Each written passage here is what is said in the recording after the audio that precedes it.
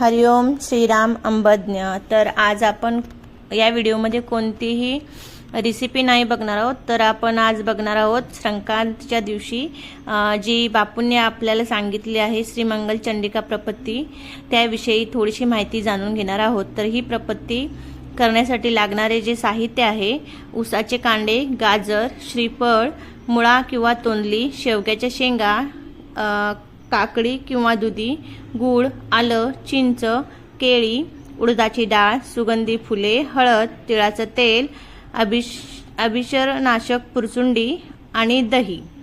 तर ही पूजा आपण संक्रांतीच्या दिवशी करतो, रात्रीच्या वेळी म्हणजे सूर्यास्तानंतर। महिला एकत्र येऊन ओपन स्पेसमध्ये ही आपण पूजा करतो, जेणेकरून आपल्याला घरासाठी किंवा घराचे रक्षण करण्यासाठी सक्षम होण्यासाठी ही ताकद, आपल्याला ऊर्जा मिळते। तर आपण ही करायची असते। तर श्रीमंगल चंडिका प्रपत्ती स्त्रियांकडून संक्रांतीच्या दिवशी केली जाते, कारण ह्या दिवशी महिषासुर मर्दिनीने पृथ्वीवर ऋषी कर्दम व देवहूती यांच्या कतराज आश्रमामध्ये महिषासुराला मारण्यासाठी सूर्यास्तानंतर पहिलं पाऊल ठेवलं। म्हणूनच संक्रांतीच्या दिवशी सूर्यास्तानंतर स्त्रियांनी एकत्र येऊन ही श्रीमंगल चंडिका प्रपत्ती करायची असते। ही प्रपत्ती कुठे आणि कोणी करायची? ही प्रपत्ती 4 भिंतीच्या आत न करता घराबाहेर मोकळ्या जागेत, चौकात किंवा गच्चीवर करणे आवश्यक आहे। 16 वर्षावरील कुठलीही स्त्री हे करू शकते आणि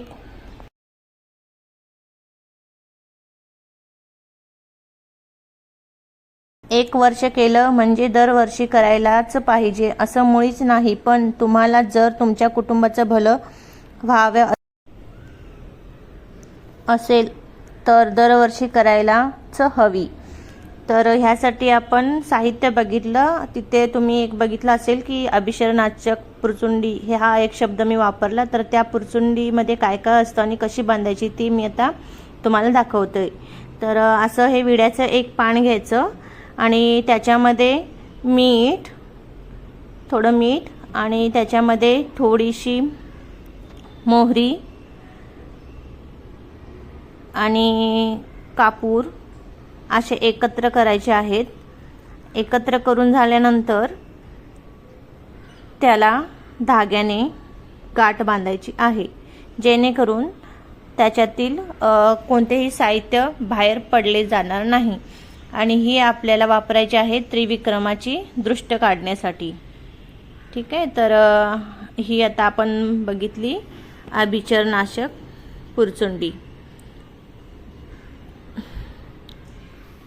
आणि आता एक सांगायचं म्हणजे तुम्हाला की ह्या चॅनलवर तुम्ही हा जर पहिल्यांदाच व्हिडिओ बघत असाल तर माझ्या चॅनलला लाईक करा, सबस्क्राईब करा आणि शेअर करायला विसरू नका, जेणेकरून तुम्हाला चांगले चांगले व्हिडिओज, रेसिपीचे, आध्यात्मिक असे व्हिडिओज, पूजाविधी अशा सर्व प्रकारचे व्हिडिओज आणि आध्यात्मिक माहिती तुम्हाला मिळेल।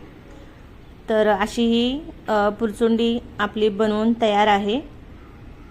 अशी धाग्याने गाठ बांधा, म्हणजे जेणेकरून त्याच्यातील मीठ आणि मोहरी बाहेर येणार नाही। आणि उरलेला धागा मी आता हा कैचीच्या सहाय्याने कापून घेते। तर आपली पुरचुंडी तयार आहे, तुम्ही बघू शकता आपली पुरचुंडी तयार आहे। तर आता नेक्स्ट स्टेप बघूया की आता पूजा कशी। श्रीमंगल चंडिका प्रपत्ती पूजन विधी क्रम। हरिओम श्रीराम अंबज्ञ म्हणून कथा श्रवण करावे आणि मगच प्रपत्तीस सुरुवात करावी। ही कथा एका श्रद्धावान स्त्रीने मोठ्याने वाचावी आणि तिच्याबरोबर इतर श्रद्धावान स्त्रियांनी मनातल्या मनात वाचावी। प्रपत्ती करणाऱ्या प्रत्येक स्त्रीने ज्या तबक प्रपत्ती द्रव्य आहे ते तबक हातात घेऊन उभे राहावे। त्याच्यामधील वयाने मोठे असलेल्या स्त्रीने माते गायत्री, सिंहारूढ भगवती ही आरती करावी। यावेळी बाकीच्या स्त्रियांनी हातात तबक घेऊन उभे राहावे व आरती म्हणावी। आरती झाल्यावर सर्व स्त्रियांनी आरतीच्या पदचिन्हास म्हणजेच कतराज आश्रमास फेर धरल्याप्रमाणे श्री गुरुक्षेत्र मंत्र मोठ्याने म्हणत 9 प्रदक्षिणा कराव्यात. प्रदक्षिणा पूर्ण झाल्यावर तबकामध्ये असलेल्या अभिचरनाशक पुरचुंडीने श्री त्रिविक्रमाची दृष्ट काढावी व ती पुरचुंडी होमकुंड प्रज्वलित केलेल्या अग्नीत अर्पण करावी. आता सर्व स्त्रिया केळी देवीसमोर ठेवावीत. आता 9 वेळा ओम ऐं ह्रीं क्लीं चामुंडाय विचे हा आदिमातेचा आवाहन मंत्र म्हणत प्रत्येक स्त्रीने आदिमातेच्या पदचिन्हावर अक्षता अर्पण करावेत. श्री त्रिविक्रमास सुगंधी फुले अर्पण करावीत. होम कुंड प्रज्वलित अग्नी कडुलिंबाच्या सहाय्याने शांत कराव्या. ज्या स्त्रिया पूजन केले आहे त्यांनी आदिमातेच्या पदचिन्हातील हळद कुंकू आपल्या कपाळाला गळ्याला लावावे. केळी घरी न नेता प्रसाद म्हणून तिथेच ग्रहण करावीत. प्रपत्ती करणाऱ्या स्त्रियांनी ऊस घरी नेऊन त्या दिवशी स्वतः थोडा तरी खावा व घरातील इतर स्त्रियांनाही द्यावा. दही घरी नेऊन घरातील पुरुषांना प्रसाद म्हणून द्यावे. ते दही स्त्रियांनी खाऊ नये. काही कारणास्तव घरात पुरुष मंडळी नसतील तर ते दही कुठल्याही वृक्षाच्या मुळाशी अर्पण करावे. तबकातील प्रपत्ती द्रव्यांचे सांबार करून घरातील सर्व लोकांनी पोळी भात इत्यादींबरोबर खावे. मगाशी आपण एका कथेचा उल्लेख केला तर ती आता आपण कथा जाणून घेऊया. हरिओम श्रीराम अंबज्ञ. श्री मंगल चंडिका प्रपत्ती कथा. हरिओम श्रीराम अंबज्ञ. क्षेमगंगा नदीच्या तीरावर शिवांचल नावाची नगरी होती. त्या नगरीवर दुर्गादास नावाचा राजा राज्य करीत होता. हा राजा अत्यंत पराक्रमी, शूर, उदार आणि प्रजेच्या हितासाठी दक्ष असणारा होता. त्यामुळे ह्या नगरीतील प्रजा अत्यंत सुखाने व समाधानाने नांदत असे. आजूबाजूच्या अनेक राज्यातील लोकांना त्या नगरीतील सुखी जीवन पाहून आश्चर्य वाटत असे. बाजूच्याच दुरांचल राज्यातही एक चांगला राजाच राज्य करीत होता, परंतु तेथील प्रजा कधीच जीवन शांती, समाधान आणि तृप्तीने जगू शकत नसे. प्रजाजन काय, परंतु तेथील राजा सुद्धा सदैव क्लेशातच असे.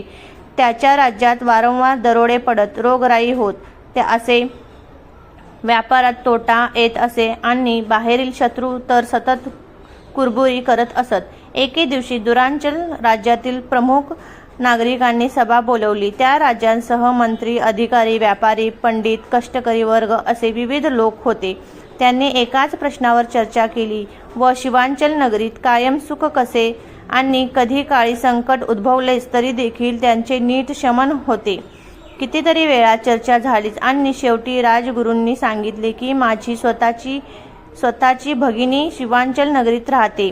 ती नेहमी एकच गोष्ट सांगत असते की त्यांच्या नगरीचे सुख व शांती हे सर्व शिवांचल नगरीतील महिलांमुळे आहे. माझी भगिनी देखील थोर उपासिका आहे. ताबडतोब राजाने शहरातील सुविद्य, चतुर आणि नीट संसार करणाऱ्या 7 स्त्रियांना निवडले व त्या 7 जणी सोय राजगुरूंच्या शिवांचल नगरीतील भगिनीच्या घरात केली. ह्या 7 जणी राजगुरू भगिनी अन्नपूर्णाबाईच्या घरात राहू लागल्या आणि सकाळ संध्याकाळ नगरीत ठिकठिकाणी फिरून माहिती काढू लागल्या. त्यांनी निरनिराळ्या परिस्थितीतील व जमातीतील स्त्रियांशी खूप गप्पा मारल्या, परंतु कोणालाही शिवांचल नगरीतील सुखी जीवनाचे रहस्य उलगडेना. शेवटी त्या 7 जणी 1 महिन्यानंतर अन्नपूर्णाबाईंनाच त्यांच्या मनातील प्रश्न विचारले. अन्नपूर्णाबाई हसल्या व म्हणाल्या की हे रहस्य मी तुम्हाला सांगू शकणार नाही. तुम्हालाच शोधावे लागेल, कारण सुखी जीवन व दुःखी निवृत्ती ह्या गोष्टी आई जगदंबा आणि तिचा पुत्र स्वयं भगवान त्रिविक्रम ह्यांच्या वरदानामुळेच मिळू शकतात व ते रहस्य दुसऱ्यांना सांगण्याची आम्हाला आई जगदंबेने बंदी घातलेली आहे. कारण 200 वर्षापूर्वी आमच्या तेव्हाच्या राणीने कठोर परिश्रम करून हे रहस्य प्राप्त करून घेतले आहे. तुमची राणी कोठे आहे? त्या 7 स्त्रियांमध्ये त्या दुरांचल नगरीची राणी साध्या वेशात होतीच. तिने अन्नपूर्णाबाईंना नमस्कार करून तेथील चंडिका मंदिरात राहून आई जगदंबेची व स्वयं भगवानाची उपासना करण्यास सुरुवात केली.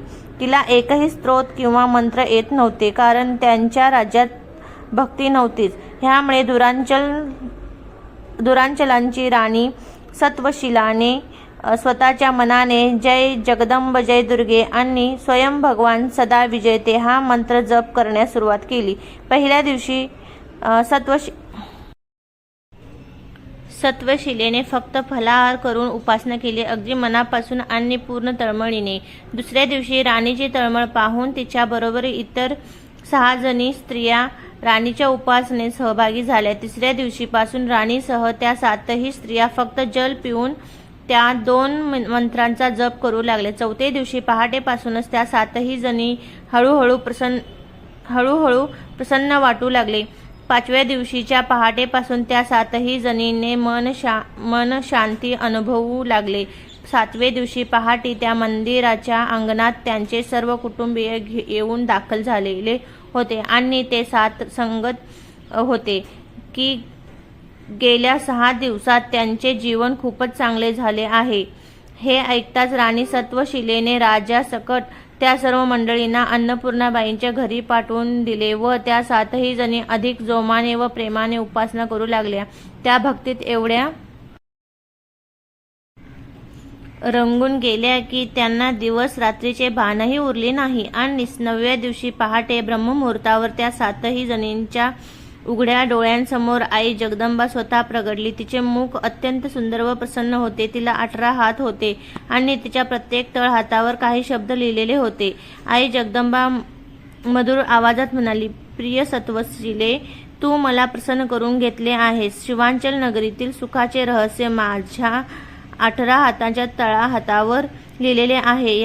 त्या रहस्याला श्रीमंगल चंडिका प्रपत्ती असे म्हणतात. ही प्रपत्ती दत्तात्रेय भगिनी शुभात्रेयींनी सिद्ध केलेली आहे. दरवर्षीच्या संक्रांतीच्या दिवशी प्रत्येक स्त्रीमध्ये चांगले बदल घडवून आणण्याची क्षमता तिप्पट झालेली असते आणि म्हणून त्या दिवशी स्त्रियांनी एकत्र येऊन प्रपत्ती करावी. ह्या मंगलचंडिका प्रपत्तीमुळे माझा पुत्र त्रिविक्रम अर्थात स्वयं भगवान तुम्हाला तुमच्या पुण्यापेक्षाही खूपच जास्त मदत करतो व तुमच्या कुटुंबाचेही रक्षण करतो. तुमच्या नगरीत श्रीमंगलचंडिका प्रपत्ती करण्याची अनुज्ञा मी तुम्हाला देत आहे. एवढे बोलून आदिमाता अंतर्धान पावली आणि आश्चर्य म्हणजे त्या 7 जणींच्या उजव्या हातांवर आदिमातेच्या 18ही हातांवरील शब्द आपोआप उमटले होते. त्या वर्षीपासून दुरांचल नगरीमध्येही श्रीमंगलचंडिका प्रपत्ती सुरू झाली व दुरांचल नगरी देखील शिवांचल नगरीसारखी सुखी व सुरक्षित झाली. मात्र त्या 7ही जणींनी शुभात्रेयींनी स्वतः त्या मंदिरात येऊन सांगितले होते की स्वयं भगवानाच्या कृपेशिवाय ही प्रपत्ती सिद्ध होत नाही. खरं तर ह्या प्रपत्तीचे दान आपल्याला तोच मिळवून देत असतो, त्याला कधीही विसरू नका. शिवांचल नगरीच्या पाठोपाठ दुरांचल नगरी सुद्धा सुख व शांतीची नगरी झाल्यामुळे ब्रह्मर्षी यज्ञ वैकल्यांनी दुरांचल नगरीचे नवीन नामकरण केले तृप्ती नगरी. राणी सत्वशीला त्यानंतर दरवर्षी ठिकठिकाणच्या श्रद्धावानांना भेटून स्वयं भगवानाची भक्ती करण्यास सांगत राहिले आणि शुभात्रेयीच्या आज्ञेनुसार श्रीमंगलचंडिका प्रपत्ती प्रसार करू लागली आणि म्हणूनच त्यानंतर सर्व भारतवर्षच रामराज्य येऊ सुखी झाले. जय जगदंब जय दुर्गे, स्वयं भगवान सदा विजयते. कथा सफळ संपूर्ण. ही कथा बोलून जी आधी मी तुम्हाला प्रपत्ती विधी सांगितली होती त्याप्रमाणे आपल्याला ही मंगलचंडिका प्रपत्ती करावयाची आहे. त्यामुळे आपल्याला अनेक शुभ आशीर्वाद मिळतील. परमपूज्य अनिरुद्ध बापू यांचे आशीर्वाद आणि गुरु दत्तात्रेय यांचे आशीर्वाद आणि आपली मोठी आई म्हणजेच आपली महिषासुरमर्दिनी यांचे आशीर्वाद आपल्याला मिळतील. हरिओम श्रीराम अंबज्ञ नाथ समीत नाथ समीत नाथ समीत.